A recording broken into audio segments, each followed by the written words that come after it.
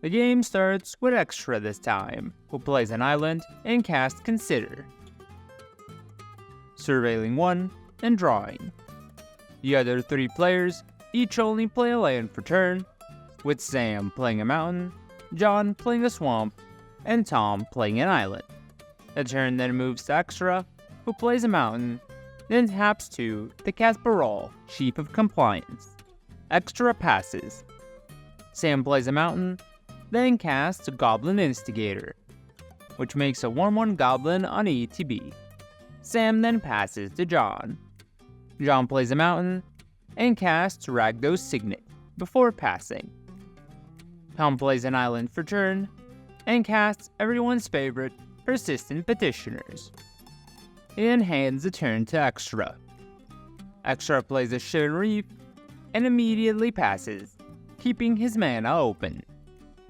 Sam plays Nykthos, Shrine to Nyx, as his land drop, then proceeds to cast Goro Goro, Disciple of Ryusei.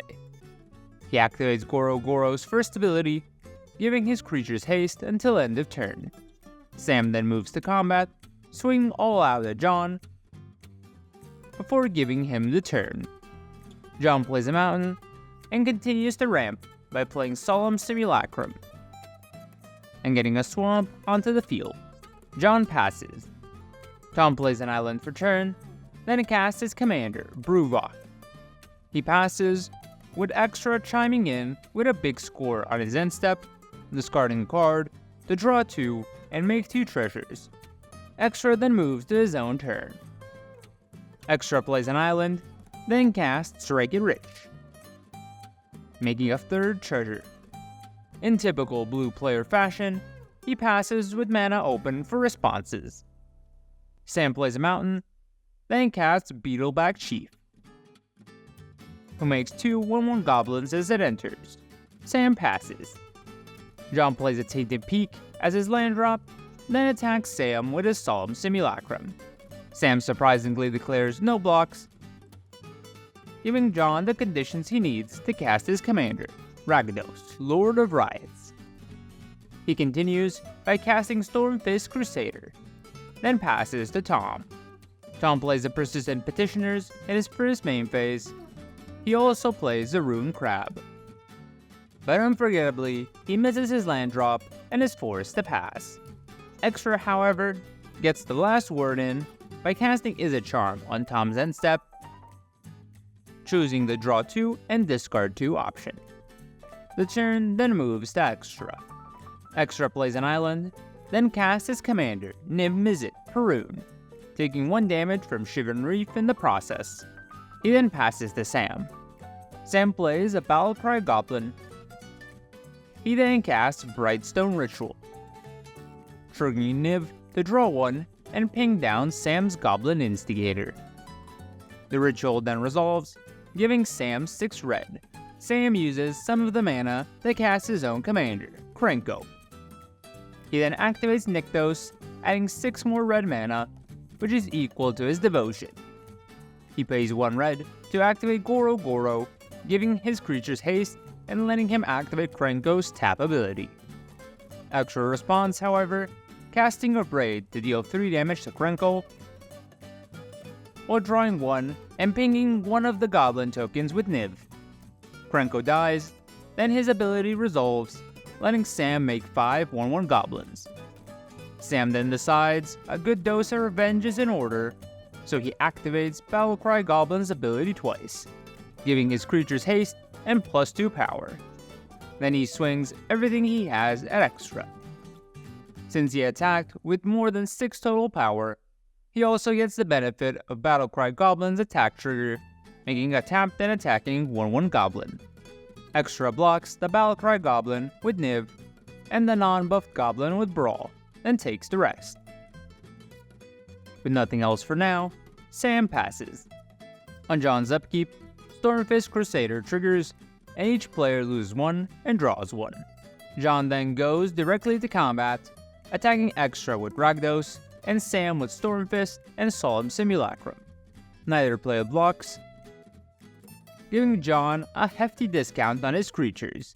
In his second main, John plays Sarkhan's the Ceiling. He then plays Sandstone Oracle for free, dealing 4 to extra with Sarkhan's on the ceiling, killing him. John caps off his turn with a Sim Prodder, then passes to Tom. Tom hits his land drop this time, playing an island for turn. Ruin Crab's landfall triggers, and each of his opponents mill 3. Tom plays 2 more Persistent Petitioners, then hands the turn to Sam. Sam first plays a tapped Den of the Bugbear. He then casts Goblin Matron, tutoring for Scourge Prospector, because of course he does. He then passes to John. On John's upkeep, everyone loses 1 and draws 1 with Stormfist Crusader. Sim Prodder also triggers, flipping a land from the top of John's deck, and Sam chooses to send it to the graveyard and take 0 damage. John doesn't like that very much, so he retaliates by swinging all out at Sam, who blocks and kills the Sim Prodder with 2 goblins, then takes the rest. In John's second main, he uses the discount from Rakdos to cast Orcus, Prince of Undeath, for X equals 4. This lets him deal 4 damage to Sam with Sarkhan's on the ceiling. Then Orcus enters, giving all other creatures -4/-4 until end of turn, while John loses 4 life. In response to the ETB, Tom taps Bruvac and his 3 petitioners to mill John for 24 before they bite the dust. John then plays Protection Racket, then passes to Tom. Tom's turn consists of playing 2 Persistent Petitioners before passing to Sam, and hoping he has an out.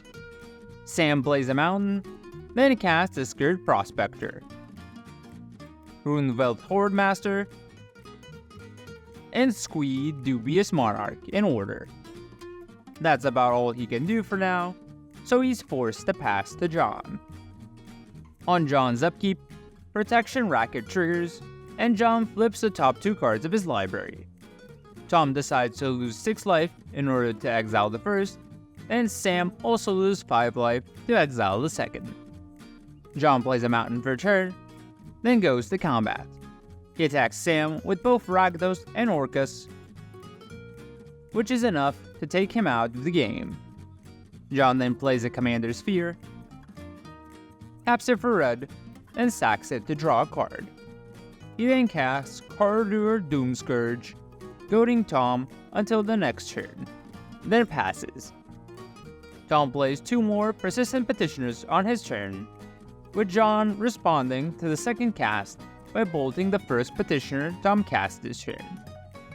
Rapidly running out of options, Tom is forced to swing both available petitioners at John, who blocks 1 with Corridor. The petitioner dies, and Corridor drains John for 1. Tom then passes to John.